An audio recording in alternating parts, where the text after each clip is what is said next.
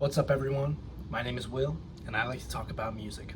Today, I'm going to be doing a ranking of the studio albums of Compton-based rapper Kendrick Lamar. Now, it is undeniable that Kendrick Lamar is one of the greatest and most impactful rappers of this generation, and I think as he progresses more and more as an artist, he continues to prove that he is one of the most innovative and forward-thinking musicians of all time. Ever since his debut album in 2011, he has been pushing the boundaries of what a concept album in hip-hop can be. His music has shown to have a powerful impact on listeners by finding a compelling balance between accessibility and complex lyricism with a edge on political, social awareness. Of these themes present in his lyrics, of course, Kendrick Lamar is often cited as a conscious rapper, as his lyrics are rooted in political criticism and social commentary.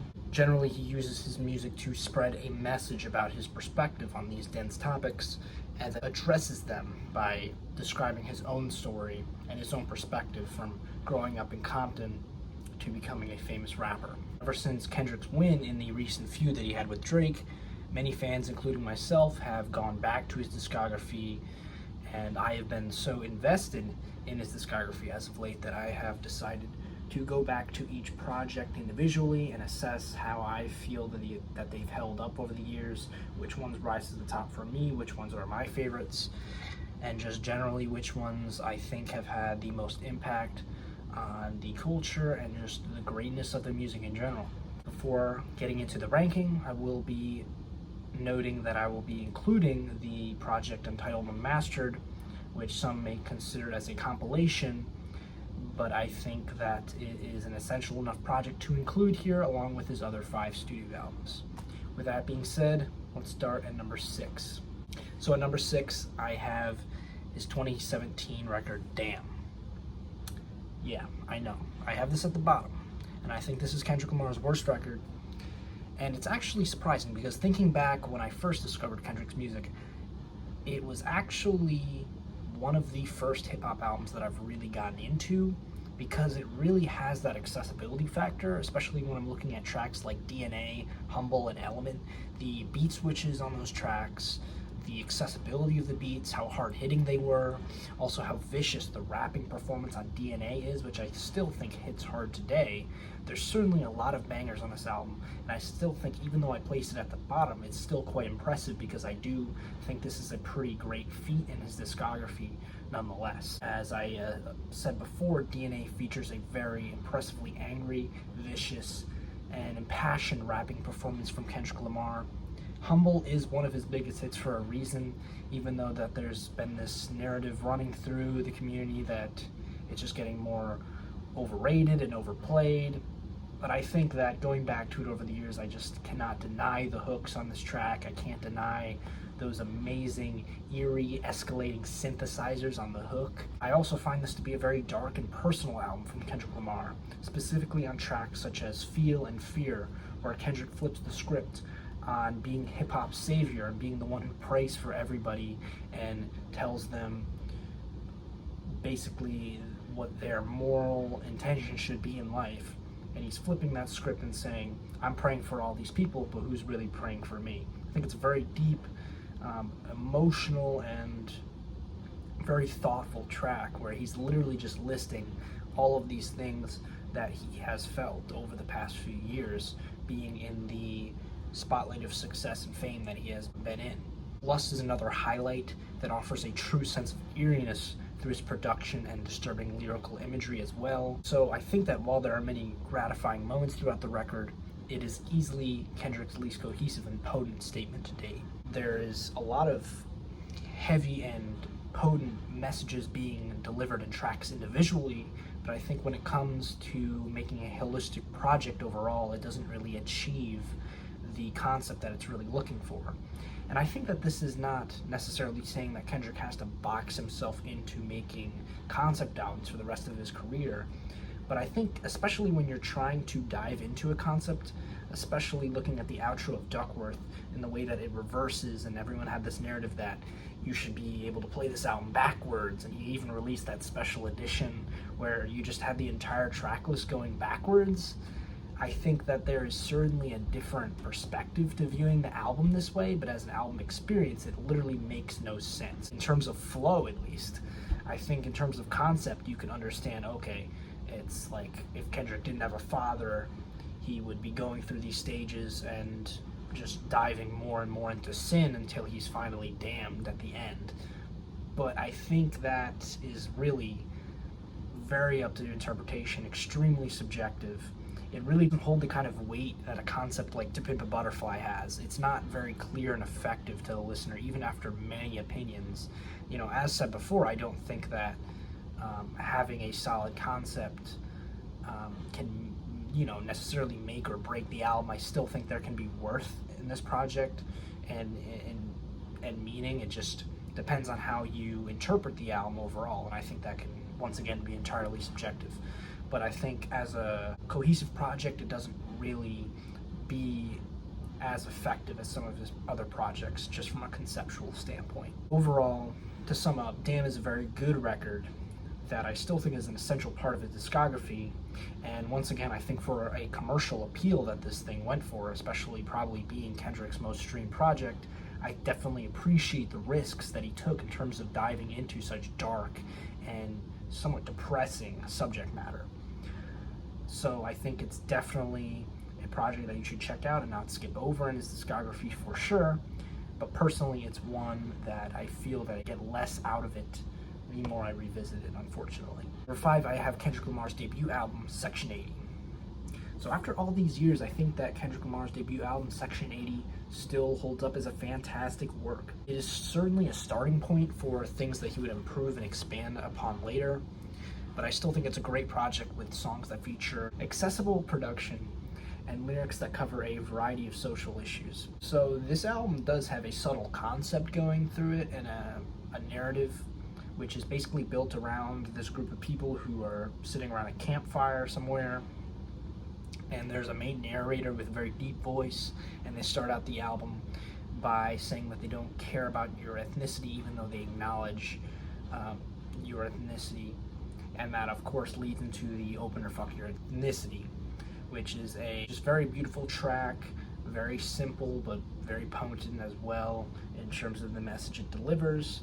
Great beat, great production to open this record off, and the central message of the album basically culminates on the cut Absol's outro, where Kendrick delivers one of the most important lines in his entire career, and I think many people somewhat look over how crucial this line is when he says, "I'm not the next pop star, I'm not the next socially aware rapper, I'm a human being over dope-ass instrumentation." And I think that pretty much sums up Kendrick's whole purpose as a rapper. He's saying, don't just let me put words in your mouth, you have to make up your mind for yourself. And that's what leads into this concept of high power, where Kendrick explains how he will not be the next rapper who's going to be hip-hop's savior and tell you what is right and wrong in life, but rather it's up to every individual to stand for something that drives them. Once again, while this record places lower on my list, I think it's a fantastic album, and some of Kendrick's greatest songs land on here. ADHD, an incredibly druggy track that consists of one of the most memorable hooks in his entire discography, as well as an intensely psychedelic atmosphere throughout. And I think Keisha's song still stands as a great risk that definitely paid off, especially, telling a story of someone who got caught in the life of prostitution, and also the mention at the end where he says that he played this song for his own little sister, I believe, to warn her about the consequences of being in a life of prostitution. Just such an amazingly and incredibly dark track. This album is also a starting point for the incorporation of jazz in his discography on cuts such as Rigor Mortis and Absol's outro. And Tammy's song is another interesting experience on the record, which comments on a story concerning infidelity over these active and oscillating synthesizers. A lot of unique production and beat selection on this album as well. And let's finally mention High Power, which is probably my favorite track off of the entire album. It's just one of the most effective tracks in the catalog, from that J. Cole production to that menacing performance from Kendrick, who just seems incredibly charismatic and confident. Now, I will say this record is not without its flaws, especially when looking at cuts like No Makeup, which has a very overblown hook and even somewhat insubstantial subject matter. I appreciate what he's trying to go for, but I think the entire idea doesn't completely pan out. There's also a level of maturity on this album that I think Kendrick definitely improves upon on his next couple of records, and I think he tackles these subjects lyrically that he's trying to dive into on these tracks with a bit more maturity later. However, it's still extremely impressive that Kendrick came out basically fully formed on this album and just delivered an amazing debut and presented a lot of very thoughtful lyrical themes that he would only present in a more ambitious and impressive way on his later records. Moving on, at number 4, I have his most recent studio album, Mr. Morale and the Big Steppers. I think when Mr. Morale and the Big Steppers released back in 22, it's fair to say that a lot of people were not expecting the mood and the general vibe of this album to be what Kendrick chose, especially after coming off of a single like The Heart Part 5. And I think because of this, I wasn't too crazy about it at first listen. The way that The Heart Part 5 came with a certain amount of confidence, it felt like he was gonna really bring back and say something meaningful for the culture, just as he did on A To Pimp a Butterfly. But instead, Kendrick Lamar gives us something that was more meditative and vulnerable. The album is centered around Kendrick Lamar's struggles with family, addiction, and trauma. Kendrick also describes going through therapy in order to combat his personal issues on this record. I think that instead of looking outward on the world, as Kendrick may do on some of his most popular projects, To Pimp a Butterfly for example, Kendrick is now choosing to look inward, ultimately choosing himself, instead of taking the position as the savior of hip-hop, as he basically declares on the final track, Mirror. But this theme is also immediately expressed in the opener, United in Grief, where he brings up these topics that he's been going through something. I'll also say that the beat selection and vocal cadences on this album are completely unique to Kendrick's discography, which really says something. United in Grief features aggressive triplet flows over this hypnotic piano loop, and then transitions into these fast-paced, murderous drum sequences. The Worldwide Steppers also features one of the darkest beats on the album, with the repetitive synth loops that evoke eerie and nocturnal imagery. Tracks such as Rich Interlude and Crown features instrumentals that is only stripped back to piano, something you don't really hear in a lot of hip-hop tracks in general. As I revisit this project, I find it to be one of his most thoughtful and potent works. Father Time is a beautiful reflection on family struggles with a fantastic chord progression and amazing hook from Sampha. Savior is another crucial moment, similar to the lines that we heard on Section 80, where he refuses to be looked at as the central figure of hip-hop or the savior of hip-hop, as I continue to bring up again, and ultimately chooses to focus on himself. There are also some shocking risks on this record that are respectable, even if some of them don't pan out. I think the vocal repetition on Crown makes for one of the most redundant moments on the album, for example. However, we do have to respect what he did on We Cry Together, which is a risk that actually makes for an intense and fulfilling experience, in my opinion. It's really based on the execution from Kendrick and Taylor Page. They really go into this with just the right type of energy to really make it sound convincing. The bravery of the subject matter that he tackled on Anti-Diaries and how he's kind of changed his perspective over time. The album reaches an astounding climax with one of his greatest tracks, in my opinion, Mother I Sober, which focuses on Kendrick's experience with being in a cycle of abuse and eventually being to break out of this cycle of generational trauma. So I will say, even though I did not see the greatness of this record when it initially came out, I now see it as one of Kendrick's most powerful and personal works.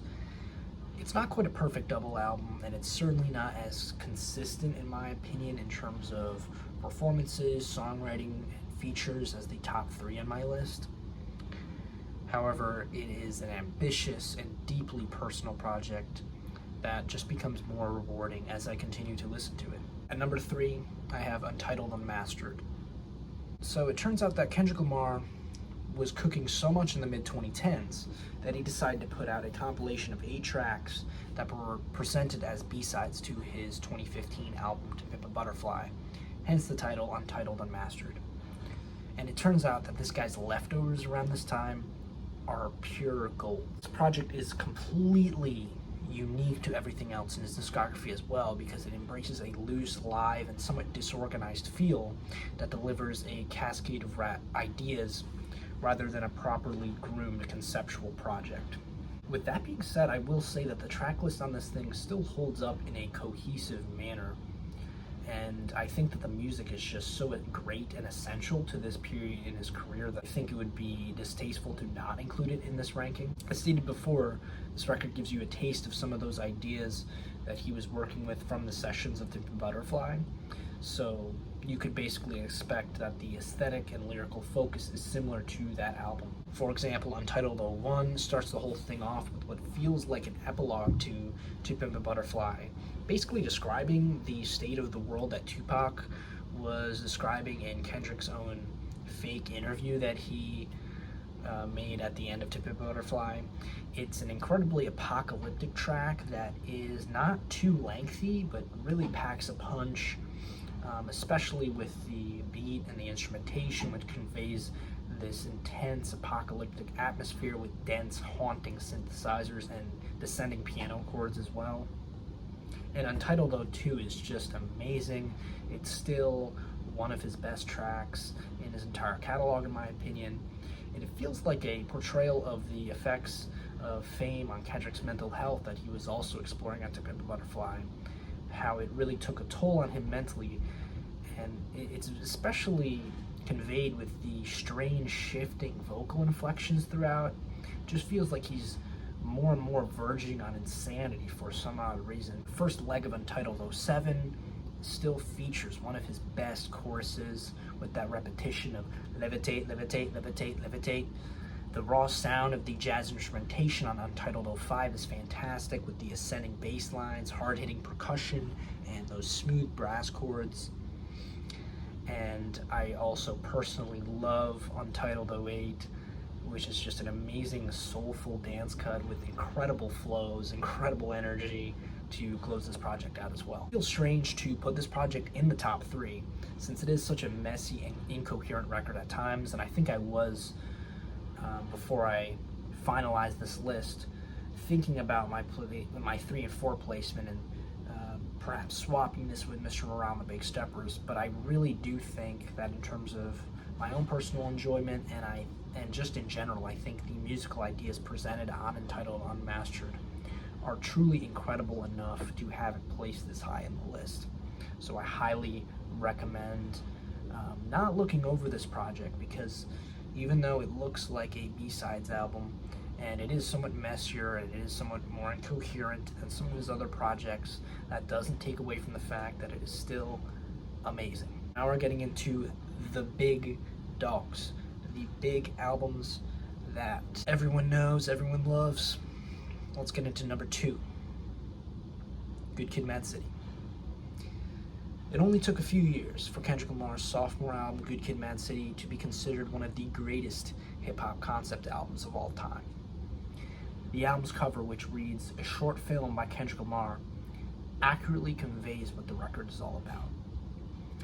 It is an intensely cinematic experience that tells a story about the tragic consequences of gang violence, while also commenting on drugs, alcoholism, money, and sex.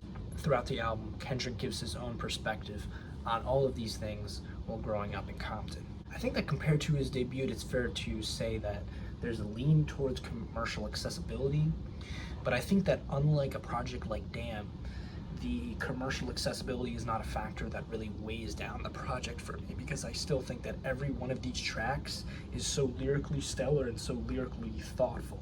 Especially looking at Swimming Pools, which is almost like a summer party banger. When you really look at the verses, it turns out that Kendrick is really commenting on the downsides and the consequences of alcohol. I think that the topic of peer pressure will never be as accurately described as it is on the track The Art of Peer Pressure. This song tells a story of Kendrick and his friends out on a mission to complete a robbery. Kendrick raps, "That's ironic, because I've never been violent until I'm with the homies," as this instrumental looms in the back with these descending melancholic string sections that just always hit me in the feels every time. Mad City is one of those songs where every single part of it is so essential, and there's also various different sections as well with that amazing beat switch. MC8 has an incredible performance on here as well. The energy throughout the track is just ruthless, and it's all about basically the chaos of the gang violence going on in Compton. Sing About Me, I'm Dying of Thirst is obviously a fan favorite, and it's a very special moment on the album where Kendrick uses certain production effects to convey what he is saying lyrically. The narrator on the track wants to never fade away and always be remembered. While he delivers this portion of the verse, the vocals gradually fade out. I also just need to generally mention how iconic and calculated every single feature on this album is, from J-Rock on Money Trees, even Drake on Poetic Justice, still one of his most iconic features, and also MC8 on Mad City. Every song on this project is incredible in its own unique way, and it's also contributing to one of the best concepts that's ever been explored on an album. I think that this is the closest that you can get in terms of melding the two art forms of music and film, and it does so in a near perfect execution. It's all about a group of people ultimately choosing to be in touch with God rather than drowning themselves in a life of violence and sin. After Kendrick released this album, some listeners may have doubted he could top it. Well, it turns out he did. Number one, we have To Pimp a Butterfly. What is there to even say about this album at this point? This is one of, if not the greatest album that this genre has ever seen, in my opinion. You could talk about this album for hours, but I'll briefly discuss why this album is up to the hype. I don't think that the topics presented here have been confronted in the maturity that Kendrick does on this project. From a surface level, a lot of listeners are just gonna come off of Good Kid, Mad City and then listen to this project and be like, I can't take this. Why is he just saying, oh, it's hard to be black in America, it sucks, they're, pimping us for our own benefits. And I think, sure, there's something to be said about the way that he addresses those topics on the Opener Wesley's theory about how the music industry is exploiting black artists for their own benefit. It's so much more complicated than it seems at a surface level. For example, on the track Blacker the Berry, this entirely proves the point, where Kendrick initially shows nothing but hatred for people who are racist against his people, but then explains how he's actually a hypocrite with the line, "Gangbanging made me kill someone blacker than me." So he's basically twisting these ideologies into the way that there's something deeper than this. The concept throughout the album is guided by a poem that is read throughout most of the tracks. Every time it is read, more of it is revealed until it is finally presented on the closing track, Mortal Man. There's intense beauty in taking such a heavy and dense topic such as racism and boiling it down to its fundamental elements. And I think that's exactly what this poem does. Because by the end of it all, you realize that Kendrick learns it's all about respect. And it's really as simple as that. And the way in which he delivers it is just really heart-wrenching. He reads, "Just because you wear a different gang color than mine doesn't mean that I can't respect you as a black man." And then, of course, following this, Kendrick has an interview with the ghost of Tupac by cutting up one of his old interviews and framing it so that Kendrick sounds like he's making his own questions to him. And that's basically how he ends the record, by explaining his entire concept of this album while also asking Tupac questions. I mean, sometimes the creativity on this record is just so great that it verges on insanity. Well, many tend to focus on the political viewpoints showcased in this record. It's ultimately about Kendrick Lamar learning what the true purpose of his fame is as well. He learns that it's not right to abuse his fame for things like sex, money, but it's rather to inspire people and make the world a better place because of his fame. He also learns from his poor judgment on some of the topics explored on Good Kid, Mad City, such as the way that how much a dollar costs kind of mirrors Money Trees in a way, as Money Trees is all about using money to make situations turn in your favor, while on How Much a Dollar Costs, he really questions what the true value of money really is. Is it really worth it? Is it really more valuable than water, air, these essential things, love, as the chorus addresses?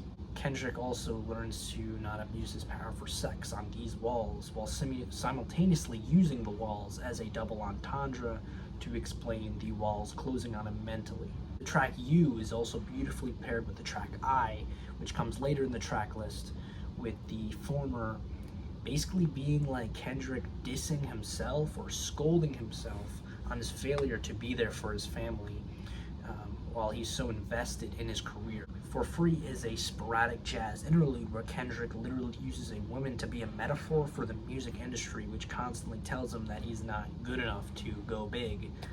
Kendrick gives an intense retort to this with the absurdity of the line, "This dick ain't free," and then he continues to elaborate on how slavery made America rich, so it's time to pay him back in a way. An absolutely mind-blowing and explosive cut to come so early in the track list as well. And even if we forget the incredible lyricism and the potent message of this work, the music underneath all of it is still fantastic. The core elements of funk, jazz, soul, hip-hop are absolutely sensational throughout, from the Pharrell Williams production on All Right, the heavenly layered vocals throughout Mama. This project is just composed to perfection. This record definitely requires more attention than his other classic Good Kid, Mad City, but I think it absolutely rewards any listener who is engaged in the lyrics and the music and the overall concept of the album. This album still stands as a historical monument in the genre and will remain an album that I continue to love for years to come. And with that being said, that's my ranking of Kendrick Lamar's discography. What do you think about my list? Do you disagree with it? Do you agree with it? Drop down your list of how you would rank Kendrick Lamar's albums. What's your thoughts on his discography overall? Do you think he's coming with an album this year?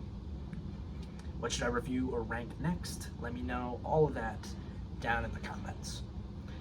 Thank you very much for watching. This has been Will's Music Review, and I will see you in the next video.